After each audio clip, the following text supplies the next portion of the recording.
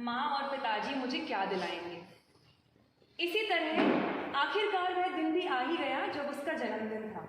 माँ ने मुस्कुराकर प्यार से टीना का कमरे का दरवाज़ा खोला और उसके पास जाकर बोली, मेरी नन्ही राजकुमारी उठो, आज तुम्हारा जन्मदिन है, जन्मदिन बहुत बहुत मुबारक हो। टीना ने एक ही आवाज़ में आंखें खोली क्योंकि वो इसी दिन का तो इंतज़ार कर रही थी।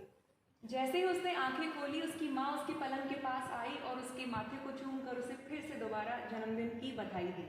उसने देखा कि उसके पिता भी उठ चुके हैं और ऑफिस के लिए तैयार हो गए हैं और वो भी उसके कमरे में ही चले आ रहे थे और दूर से ही मुस्कुराते हुए बोले, मेरी बहादुर बिटिया, जन्मदिन बहुत बहुत मुबारक हो। और उसके पिता ने आकर भी उसका माथा चूम लिया।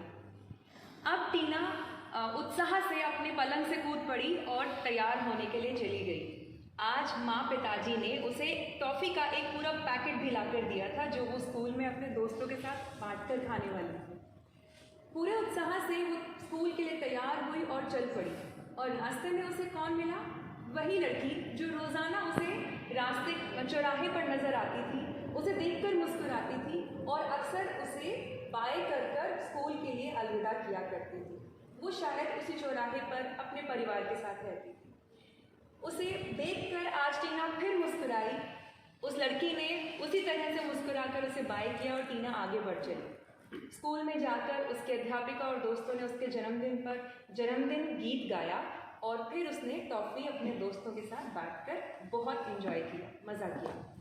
जब वो घर वापस आई तो उसका उत्साह दुगना हो चला था क्योंकि उसे उसके जन्मदिन का तोहफा मिलने वाला था।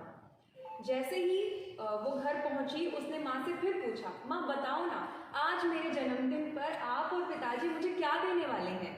माँ ने कहा, थोड़ा सब्र और करो, तुम्हारे पिता को ऑफिस से आ जाने दो। जैसे ही ऑफिस से आने का समय हुआ उसके पिता का और दरवाजे की घंटी बजी तो आज टीना पूरे जोश से दरवाज़ा खोलने गई और उसने देखा उसके पिता के हाथ में एक थैला था।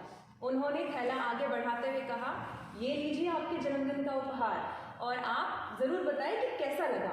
टीना ने वो बैग उनके हाथ से लिया, वो थैला हाथ से लिया, उसे खोल कर देखा। उसके अंदर था एक मुलायम फर वाला काला कोट। टीना ने उस कोट को बहुत प्यार से निहारा क्योंकि काला रंग उसका मनपसंद रंग था और उसे फटाफट पहनकर वो शीशे की तरफ दौड़ पड़ी। शीशे के सामने खड़ी होकर हिलती हुई, झूमती हुई, इतराती हुई वहीं से चिल्लाकर बोला, माँ बताओ ना मैं कैसी लग रही हूँ? माँ ने कहा, बिल्कुल राजकुमारी। यह सुनकर तो मानो मैं फूली नहीं समाई। उसी कोट को पहनकर उसने आज का स्पेशल खास भोजन जो उसकी माँ ने बनाया था उसके जन्मदिन का वो खाया और फिर अपने बिस्तर की तरफ चल पड़ी। कोट को निकालकर उसने अपने हाथ में पकड़ा, कुछ देर उसे निहारा और फिर उसको तह लगाकर अपने सिरहाने रखकर सो गई। सुबह जब वो उठी, स्कूल के लिए तैयार हुई तो आज उसके हाथ में एक बैग भी था। वो जैसे ही घर से निकली, आगे बढ़ी, उसे वही चौराहे पर लड़की नजर आई जो उसे देखकर मुस्कुराती थी और उसे हाथ हिलाकर बाय किया करती थी। आज वो उस लड़की की ओर चल पड़ी और उसे देखकर उसने अपने हाथ में थामा हुआ बैग उस लड़की की तरफ बढ़ाया और कहा कि देखो, सर्दियां बढ़ रही हैं और मैं देख रही हूँ कि तुम्हें भी ठंड लगती है, तुम ये पहनोगी तो शायद तुम्हें ठंड कम महसूस होगी। उस लड़की ने हाथ बढ़ाकर वो बैग लिया और उसमें जो कोट था उसे देखती ही रह गई। वो लड़की उस कोट में खो गई और टीना वहाँ से आगे की ओर बढ़ चली। लड़की ने उस कोट को निकाला, उसे पहना और जैसे टीना उसे पहनकर इतराई थी बिल्कुल उसी तरह वो भी उसे पहनकर इतराती हुई अपनी माँ की तरफ चिल्लाकर पूछने लगी, माँ देखो मैं कैसी लग रही हूँ? उसकी आवाज़ सुनकर टीना ने पलट कर देखा और उसके चेहरे की खुशी देखकर टीना के चेहरे पर भी वही खुशी झलकने लगी।